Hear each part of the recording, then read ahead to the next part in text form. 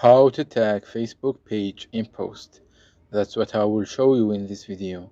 But before we begin, make sure to subscribe to the channel and ring the bell to get notified whenever a new video is uploaded.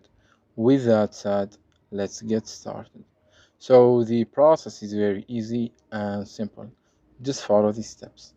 Let's go ahead and open up Facebook and let's try to post something.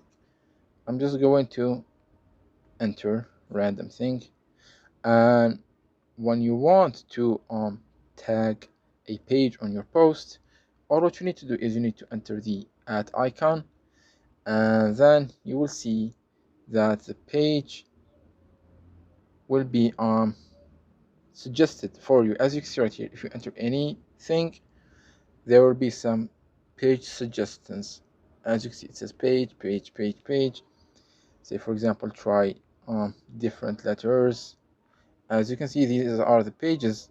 So you have the people at the top, and you have the pages that has the page indicator that you can see right here.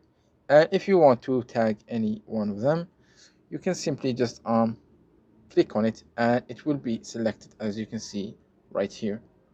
Let's do it again. Let's try to tag.